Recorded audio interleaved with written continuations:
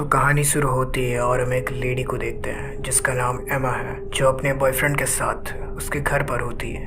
हम देखते हैं कि एमा काफ़ी उदास है और उसका किसी चीज़ में मन नहीं लग रहा था। और जब उसका बॉयफ्रेंड, जिसका नाम टॉम है, उसे किस करने की कोशिश करता है तो एमा उसे मना कर देती है। दरअसल एमा पहले से शादीशुदा है और इतने दिनों से वो अपने हस्बैंड को चीट करते हुए आ रही थी, मगर आज उसे ये सब ठीक नहीं लगता है और फिर वो टॉम से कहती है कि वो अब ये रिश्ता नहीं रखना चाहती है।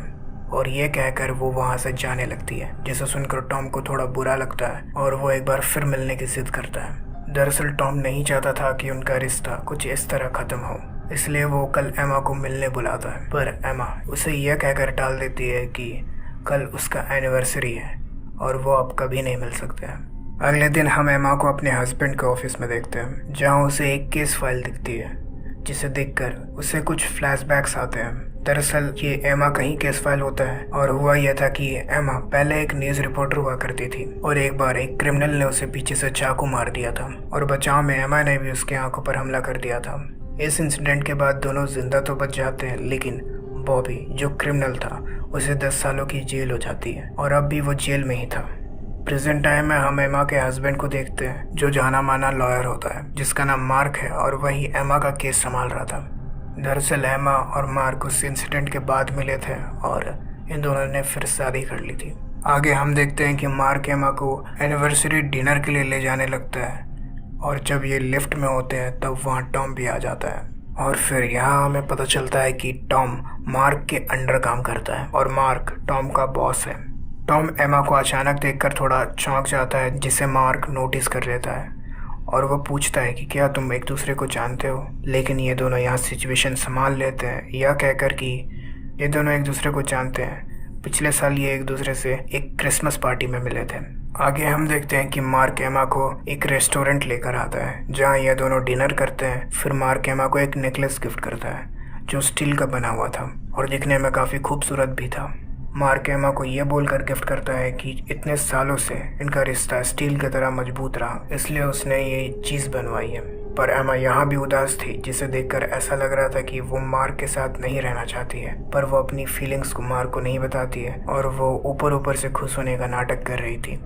फिर मार्क एमा को एक सरप्राइज के लिए ले जाने लगता है, एमा के आंखों पर पट्टी बांधकर। पर एमा को ये सही नहीं लगता है, इसलिए वो बार बार पट्टी खोलने की जिद करती है, मगर मार्क उसे बार बार यह कहकर मना कर दे रहा था कि उसे सरप्राइज खराब नहीं करना चाहिए। लेकिन कुछ देर बाद एमा से रहा नहीं जाता है और वो पट्टी खोल देती है। उसके बाद एमा को वो फार्म हाउस दिखता है जहाँ ये पहले आया करते थे, जहाँ इनकी बहुत सारी अच्छी यादें हैं और यही मार्क का सरप्राइज था। फिर ये दोनों यहाँ एक बहुत अच्छी रात बिताते हैं। अगली सुबह जब एमा की आंख खुलती है तब वो एक चीज़ नोटिस करती है कि वो हथकड़ियों से बंधी हुई है मार्क के साथ। एमा के पूछने पर कि ये सब क्या है, मार्क सिर्फ एक ही चीज़ बोलता है कि अब असलियत का सामना करो, और वो खुद को गोली मार देता है। हाँ, इस फार्म हाउस में जहाँ सिर्फ ये दोनों थे और आस पड़ोस में कोई नहीं और चारों तरफ बर्फ गिरी हुई थी, मार्क खुद को गोली मार देता है। मार्क बिल्कुल सनकी आदमी था और अभी तो सिर्फ शुरुआत है। आगे सुनिए एमा के साथ और क्या क्या होता है। फिर हम देखते हैं कि एमा के बिल्कुल होश उड़ जाते हैं। वो हेल्प के लिए चिल्लाती भी है, लेकिन हम जानते हैं कि आस पड़ोस में कोई नहीं है। वो लैंडलाइन से पुलिस को कॉल करने की कोशिश भी करती है, मगर मार्क ने लैंडलाइन का लाइन ही काट दिया था। फिर एमा उस रूम के ड्रेसिंग रूम में जाती है, हाँ, मार्क के लाश को घसीटते हुए, क्योंकि उसके पास कोई और ऑप्शन नहीं था। उसने मार्क की बॉडी को चेक भी किया था, लेकिन उसे कोई चाबी नहीं मिली। उसने उसकी गन से हथकड़ी खोलने की कोशिश भी की थी, लेकिन उस गन में कोई एक्स्ट्रा गोली नहीं थी। वो लाश को घसीटते हुए उस ड्रेसिंग रूम में आ जाती है, जहां उसे उसकी वेडिंग ड्रेस मिलती है जो उसने अपनी शादी में पहना था। और ये एक तरह का मार्क का इशारा था कि वो क्या थी और अब क्या बन चुकी है, क्योंकि मार्क को एमा के अफेयर के बारे में पता चल चुका था।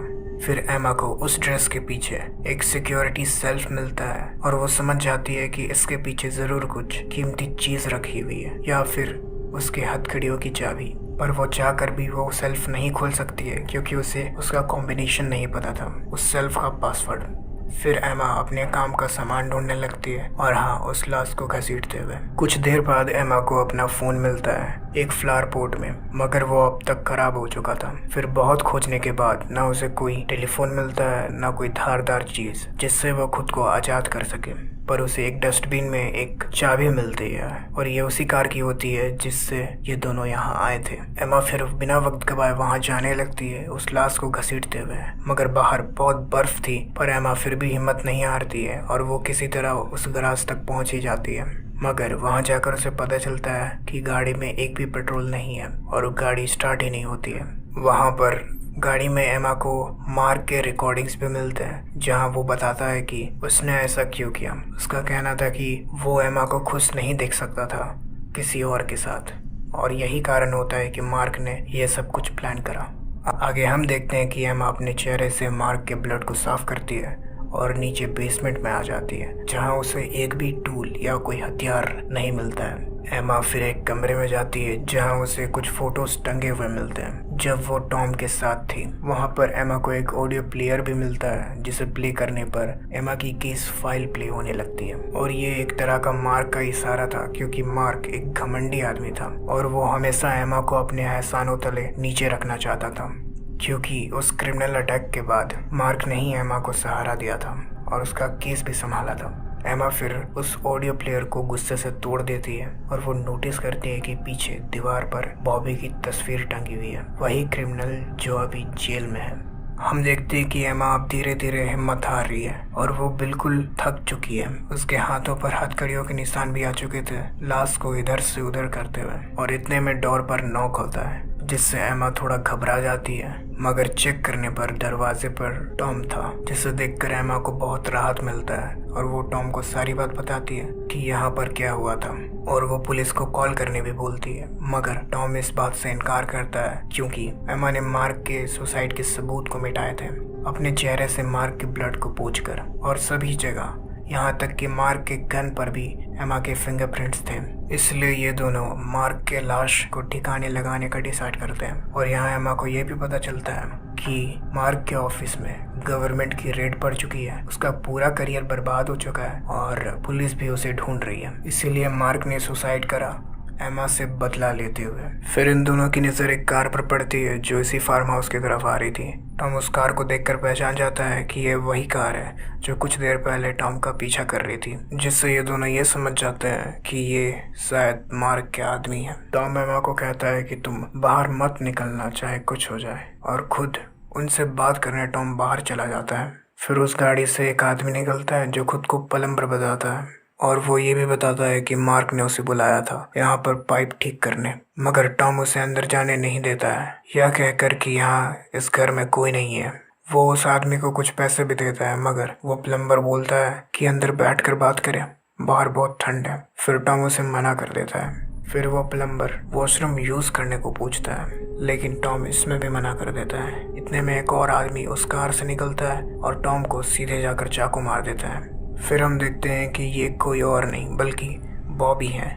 जब बॉबी टॉम को मारता है तो उसका साथी जिसका नाम जिमी है वो काफ़ी घबरा जाता है क्योंकि वो छोटा मोटा क्रिमिनल है, वो ऐसे बड़े क्राइम नहीं करता है। और यहाँ जिमी और बॉबी एक दूसरे के भाई भी होते हैं। इनकी बातों से हमें पता चलता है कि इन्हें मार्क ने भेजा था, यह कहकर कि यहाँ पर इन्हें एक तिजोरी मिलेगी जिसमें डायमंड्स होंगे, और बॉबी को वो लड़की भी मिलेगी जिसकी वजह से बॉबी पिछले 10 सालों से जेल में था। हम देखते हैं कि ये सब एमा चुपकर सुन रही होती है, और जब तक इन दोनों की नज़र एमा पर पड़ती एमा वहाँ से भाग चुकी थी। एमा फिर किसी तरह उस लाश को घसीटकर एक बोट हाउस में घुस जाती है जहाँ उसे एक फावड़ा मिलता है, और वो उस फावड़े से मार्क के हाथ को तोड़ने लगती है खुद को आज़ाद करने के लिए। पर जिमी को इस चीज़ की आहट मिल जाती है और वो वहाँ चेक करने जाता है जहाँ उसे एमा नहीं मिलती है क्योंकि वो बोट के अंदर छुपी हुई थी, और उसे बस मार्क की लाश दिखती है, जिससे वो काफ़ी डर जाता है और सीधे अपने भाई बॉबी की तरफ भागता है। कुछ देर बाद बॉबी और जिमी दोनों यहाँ आते हैं, मगर इस बार भी इन्हें एमा नहीं मिलती है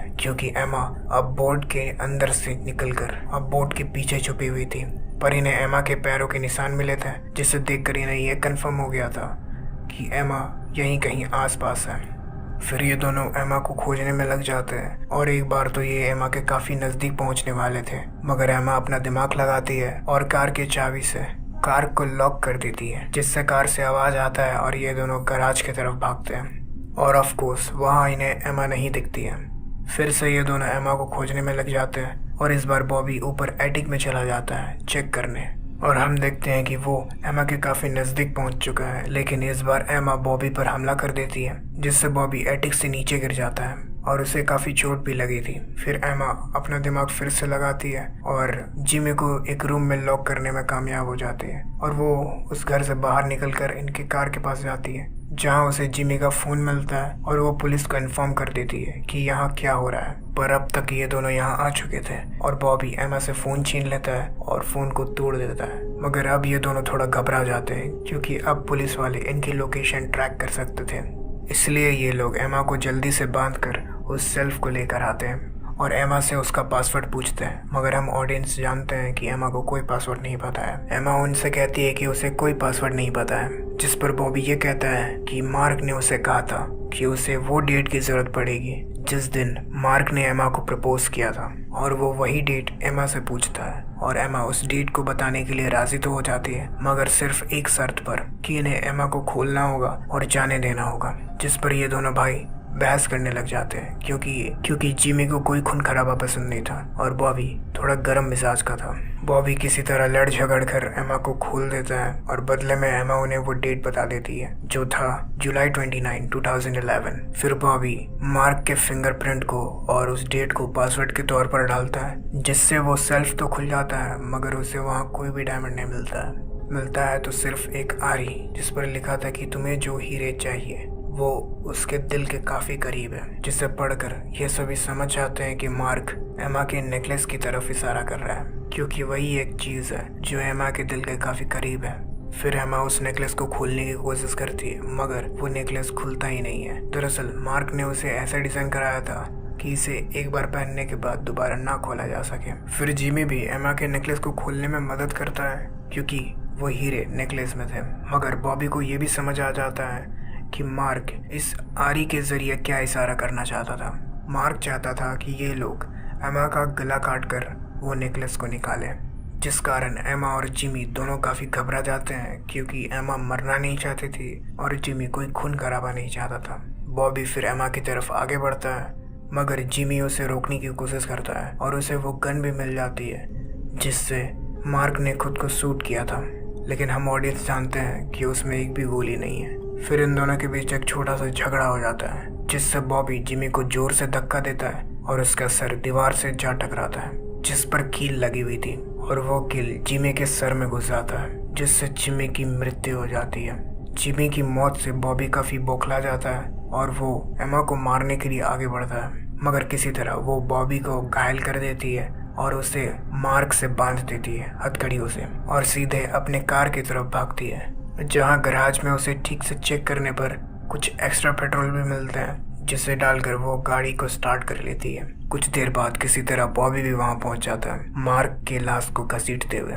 फिर एमा डिसाइड करती है कि वो बॉबी को गाड़ी से ठोक देगी, और वो ऐसा करती भी है, लेकिन इससे उसका बैलेंस बिगड़ जाता है और एमा का ही एक्सीडेंट हो जाता है, जिससे एमा को काफ़ी चोट लग जाती है और वो रेंग कर वहाँ से भागने की कोशिश करती है, मगर बॉबी अभी भी जिंदा था और वो फिर से एमा पर हमला कर देता है। फिर हम देखते हैं कि ये दोनों जहाँ लड़ रहे थे वो एक जमा हुआ लेक है, और इनके हलचल के कारण उस जगह का बर्फ टूट जाता है, जिससे बॉबी और मार्क दोनों नीचे गिर जाते हैं। एंड टाइम में बॉबी एमा के नेकलेस को पकड़ लेता है, जिससे वो भी पानी के अंदर चली जाती है। बॉबी एमा के नेकलेस को काफ़ी ज़ोरों से पकड़ा हुआ था, जिस कारण एमा तैर नहीं पा रही थी और ऊपर नहीं आ सकती थी, लेकिन एमा लास्ट तक हिम्मत नहीं हारती है और वो बॉबी के ही चाकू को छीनकर बॉबी के आंखों पर हमला कर देती है, जिससे बॉबी एमा के नेकलेस को छोड़ देता है और वो किसी तरह वापस से बर्फ को तोड़कर बाहर निकल जाती है। और बॉबी, जो मार्क की लाश के साथ हथकड़ियों से बंधा हुआ था, वो नीचे डूबता चला जाता है। और एंड में हम पुलिस के सायरन को भी सुन पाते हैं, मतलब पुलिस यहाँ पहुँच चुकी है। तो ये थी टिल डेथ मूवी की कहानी, जो 2021 में रिलीज़ हुई थी। ये रोटेन टमाटोज़ में 89% फ्रेश है, जो काफ़ी अच्छी बात है। IMDb पर मिले हैं इसे 6.8 स्टार आउट ऑफ 10 और इसकी मेटाक्रिटिक स्कोर है 66 आउट ऑफ 100। आपको यह कहानी कैसी लगी नीचे कमेंट करें, और मेरा वीडियोस बनाने का मोटिवेशन आपकी एक लाइक और एक सब्सक्राइब से काफ़ी बढ़ जाता है, इसलिए वीडियो को लाइक और चैनल को सब्सक्राइब करना ना भूलें। तो मिलते हैं अगली वीडियो में, बाय।